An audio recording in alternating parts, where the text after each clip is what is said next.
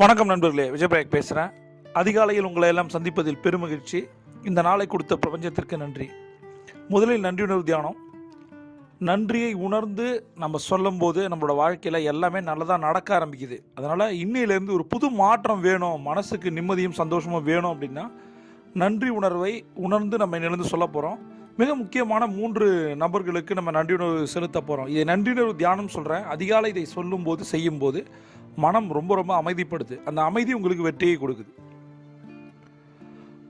கற்றுக் கொடுத்த குருக்களுக்கு, ஆசிரியர்களுக்கு நன்றி. அவர்கள் நம்மோடு இருந்தாலும் ஆத்மாவாக இருந்தாலும் மனதார 3 முறை கண்களை மூடி நெஞ்சில் கை வைத்து அவர்களை யாராவது ஒரு ஆசிரியரையோ ஒரு குருவையோ மனதால் நினைத்து நன்றி நன்றி நன்றி. 2வது நன்றி, மிக முக்கியமான நன்றி. உயிர் கொடுத்த தந்தைக்கு நன்றி. அவர்கள் நம்மோடு இருந்தாலும் ஆத்மாவாக இருந்தாலும் மனதார 3 முறை நன்றி நன்றி நன்றி. 3வது நன்றி, உரு கொடுத்த அன்னைக்கு நன்றி. அவர்கள் நம்மோடு இருந்தாலும் ஆத்மாவாக இருந்தாலும் மனதார 3 முறை நன்றி நன்றி நன்றி.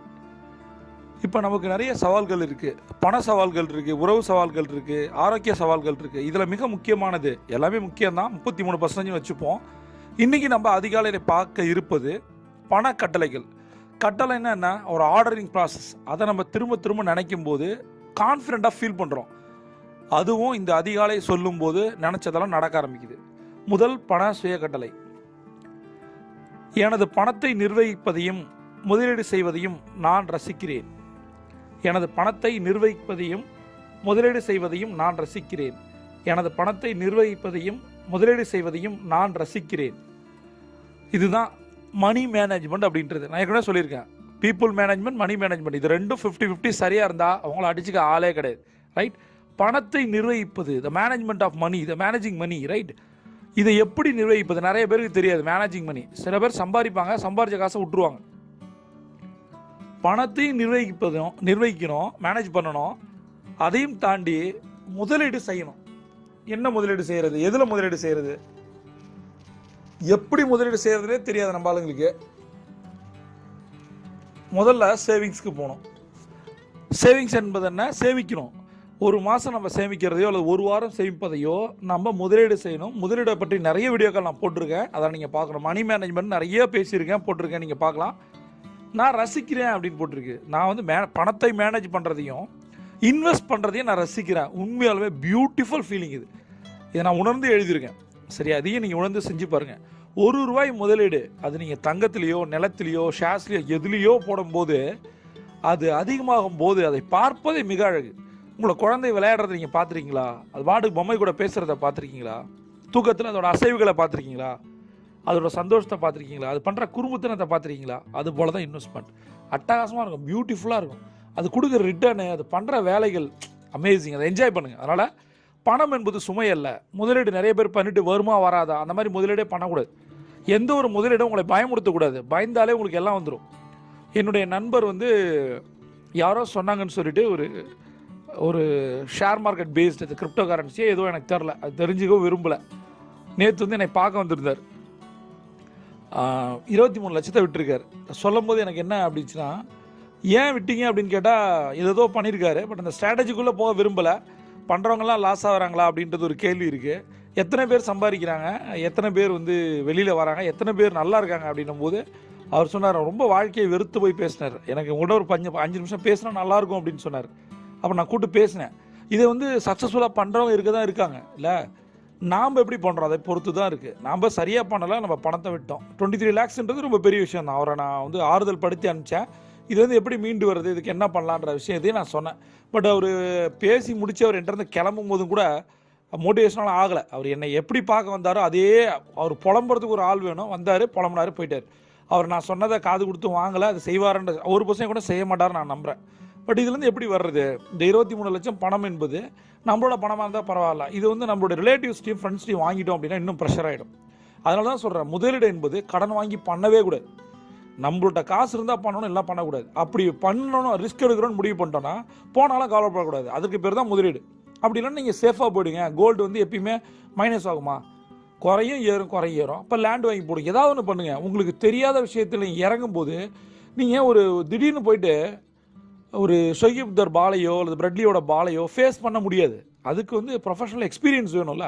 நீங்கள் பாட்டு போய் நிற்கிறது மார்க்கெட்டில் அடி வாங்கிட்டு இதுக்கு தான் பேப்பர் ட்ரேடிங் பண்ண சொல்கிறாங்க. நிறைய விஷயங்கள் நம்ம சொல்லிகிட்டு இருக்கோம். கரெக்டாக என்னை பொறுத்த வரைக்கும் ஒன்று தான், நான் லாஸ் ஆகிட்டேன்னா அதுக்கு காரணம் நான் தான். அதை யாரும் சொல்ல மாட்டேன். அவர் வந்து வேறு ஏதோ ட்ரை பண்ணார், பட் அது ஒர்க் அவுட் ஆகிடும். எப்படி தான் அது யார் மேலே குறை சொன்னாலும் கூட பணம் 23 லட்சம் இவருக்கு தான் போச்சு. அவர் யாரை வேணால் சொல்லலாம், மச்சாரை நம்பி போட்டேன் போச்சு அப்படின்னா அது என்ன சொல்கிறது எனக்கு தெரியல. நீ உனக்கு தெரிஞ்சால் போடுங்க, தெரியலனா அப்படின்னா தெரிஞ்ச ப்ராடக்ட்டில் போடுங்க, அவ்வளோதான். இதுதான் லாஜிக், ரைட்? அடுத்தது நம்ம பார்க்க வேண்டிய இரண்டாவது சுய கட்டளை என்னென்னா, நான் நினைத்து பார்க்க முடியாத அளவுக்கு என் நிதி மேம்படுகிறது. நான் நினைத்து பார்க்க முடியாத அளவுக்கு என் நிதி மேம்படுகிறது. நான் நினைத்து பார்க்க முடியாத அளவுக்கு என் நிதி மேம்படுகிறது. என்னோட ஃபினான்ஸ் வந்து இன்க்ரீஸ் ஆகிட்டே இருக்கு. எப்படி அப்படின்னா நான் நினச்சி கூட பார்க்கல இந்த மாதிரி ஆகிட்டு இருக்கு. அப்போ என்ன மாதிரி ஒரு ஸ்ட்ராட்டஜியில் போயிட்டு இருக்கணும். கண்டிப்பாக இது நடக்கும், உங்களுக்கும் நடக்கும். உங்களால் நினச்சி பார்க்க முடியாத பணம் வரும். நீ யாரையா பணம் கொடுத்துருப்பீங்க, அவங்க தரவே மாட்டாங்க. திடீர்னு பார்த்தா அந்த பணம் வந்திருக்கும்.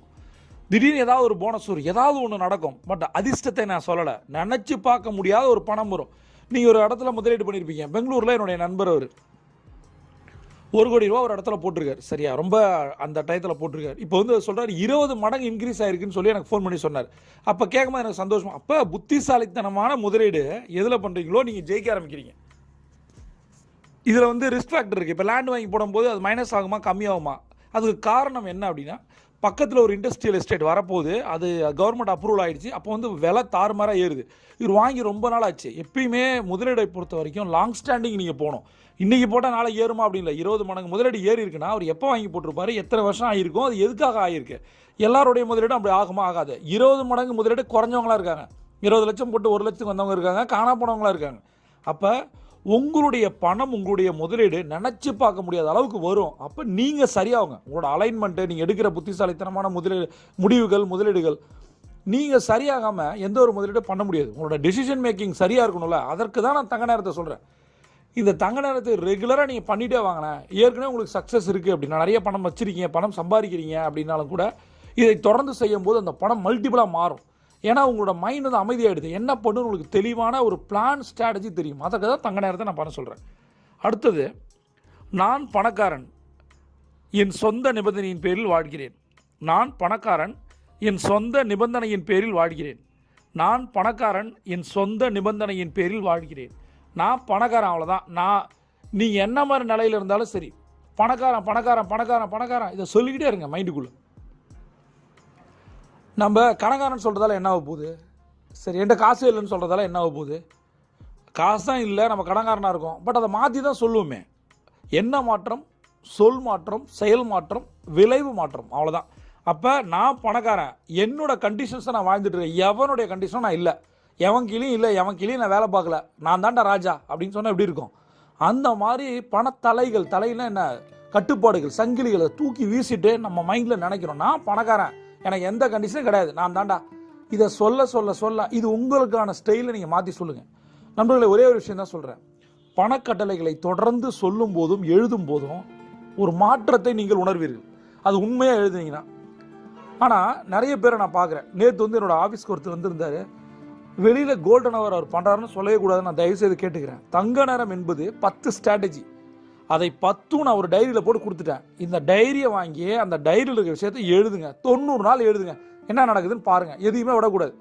சரியா? சாய்ஸில் விடவே கூடாது. அப்புறம் வாழ்க்கை பிரபஞ்சம் உங்களை சாய்ஸில் விட்டுரும். சரியா? அப்போ அதை 10 எழுதுறீங்க. 90 நாள் எழுதிட்டு என்கிட்ட சொல்லுங்கள் என்னன்னு. இவர் என்ன பண்ணியிருக்காரு, அந்த டைரியை வாங்கி வச்சுக்கிட்டு, பணமந்திரங்கள் புத்தகத்தை வாங்கி வச்சுட்டு டெய்லியும் இப்போ நான் சொல்கிற அஃபர்மேஷனை எழுதுறாரு. அவர் சொல்கிறார் 67 நாளில் எழுதிட்டேன், 78 நாள் எழுதிட்டேன். நான் 1108 நாள் கூட எழுதுங்க. ஒரு டாட்டு நடந்திருக்கு. இப்போ நான் சொல்கிறத எழுதினா காசு வந்துடுமா? தங்க நேரத்தில் 10ல் ஒரு பாட்டில் ஒன்று தான் அஃபர்மேஷன். அது உங்களுடைய மைண்டை வந்து ஸ்ட்ரென்தன் பண்ணுறதுக்கு நான் கொடுக்குறேன். நான் பணக்காரன் எழுதிட்டு நீங்கள் போய் தூங்குனீங்கன்னா 10 நிமிஷம் கணக்காரன் காலிங் பில் அடிப்போம். தேவையாது. நான் சொன்ன 9 விஷயத்தை பண்ணாமல் 1 மட்டும் பண்ணிவிட்டு நான் பண்ணிட்டேன்னா என்னத்தை பண்ணிட்டீங்க? இன்னும் கொஞ்ச நாள் வேறு ஏதாவது உங்களை பண்ணும் பாருங்க. அதனால் இப்போ சொல்கிறேன், அலர்ட் ஆகுங்க. இது வந்து ஒரு ஐ ஓப்பனிங் அலாரம் பெல்னு நினச்சிங்க. இன்னைக்கு காலை நான் பேசுகிறத கேட்குறீங்க, மண்டே மார்னிங் கேட்குறீங்க. இந்த வாரத்தை விட்டுறாதீங்க. என்னதான் நீங்கள் லா ஆஃப் அட்ராக்ஷன் நம்பினாலும் கூட லா ஆஃப் ஆக்ஷனை தான் நான் நம்புகிறேன். என் குரு சொல்லிக் கொடுத்த எல்லா ஸ்ட்ராட்டஜியும் உண்மை தான். எனக்கு செல்ஃப் டாக்னா என்னன்னு தெரியாது, சுய கட்டளைனா என்னன்னு தெரியாது, நன்றியுணர்வு தியானம்னா என்னன்னே தெரியாது, மைண்ட்ஃபுல்னஸ் மெடிடேஷனா என்னன்னு தெரியாது, ப்ராப்பராக கோல் செட்டிங் கூட பண்ண தெரியாது. கோல் செட்டிங்னா என்னன்னு தெரியும், நான் சொல்லி கொடுத்துருக்கேன், ஆனால் நான் பண்ணதில்லை. அந்த மாதிரி இருந்ததால தான் நான் கடனோட போய் உட்காந்தேன். அப்போ அவங்க சொல்லிக் கொடுத்த விஷயத்தை தொடர்ந்து நான் செய்யும்போது நான் செஞ்சேன். செய்யாமல் வெறும் அஃபர்மேஷன் எழுதுற ஒன்றும் இல்லை. நீங்கள் வேணால் கவனிங்களேன், 10,000 பேர் இருக்கிற டெலகிராம் குரூப்பில் எத்தனை பேர் வந்து நோட்ஸ் எடுக்கிறாங்க? அதிகாலை நோட்ஸ் எடுக்கிறாங்க இல்லை? அஃபர்மேஷன் வாழ்க வளமுடன் போடுவாங்க, அஃபர்மேஷன் போடுவாங்க, அப்படியே காணா போயிடுவாங்க. அடுத்தது நம்ம போடுற 4:30 மணிக்கான ஸ்ட்ராட்டஜி வீடியோவே யாரும் எழுத மாட்டேன். ஆக்சுவலாக நான் கேட்குறேன், வாழ்க வளமுடன் நீங்கள் ஒருத்தருக்கு சொன்னதால் உங்களுக்கு பணம் வந்துருமா? அஃபர்மேஷன் 3 எழுதுறதால உங்களுக்கு பணம் வந்துருமா? ஸ்ட்ராட்டஜி வீடியோ 4:30க்கு நம்ம போடுறோம். அந்த வீடியோவில் இருக்க கண்டென்ட்டை போயிட்டு நீங்கள் இம்ப்ளிமெண்ட் பண்ணால் தான் காசு வரும். எது தேவையோ அதை பண்ணுறதில்ல, எது ஈஸியோ அதை பண்ணுறீங்க. நீங்கள் வந்து ஒரு எக்ஸ்டர்னலான ஒரு விஷயத்தை நம்புறீங்கல்ல, யூனிவர்ஸ் கொடுக்கும் அப்படின்னு. நான் என் குருவை நம்பினேன், அவங்க சொன்ன பிரபஞ்சத்தையும் நம்பினேன். ஆனால் 80% வேலை செஞ்சேன். 80% வேலை கோல்டன் ஹவரில் நீங்கள் 100% வேலை செஞ்சீங்கன்னா அதில் 10% தான் செல்ஃப் டாக், 10% தான் அஃபர்மேஷன். அதை நீங்கள் விட்டுட்டு ஃபுல்லாகவே அதுவே 100% நினச்சிங்கன்னா எப்படி சக்ஸஸ் வரும்? நண்பர்களை புரிஞ்சுக்கிங்க. இதை வந்து இந்த சுயக்கட்டளைகளை 3 முறை சொல்லணும், 8 முறை எழுதணும். இதை பணமந்திரங்கள் புத்தகத்திலிருந்து நான் சொல்லியிருக்கேன். தங்க நேர டைரியை வாங்கி அதை பயன்படுத்துங்க. 2வது மெயினாக பணமந்திரங்களில் நான் என்ன சொல்லணும் அதை எழுதுங்க. கீழே நம்பர் இருக்குது. இப்போயே உங்களுக்கு கடைசியாக வாணிங்க நான் சொல்கிறேன், லா ஆஃப் ஆக்ஷனை நம்புங்கள், பிரபஞ்சம் கொட்டித்தரும். சிவன் டாப்.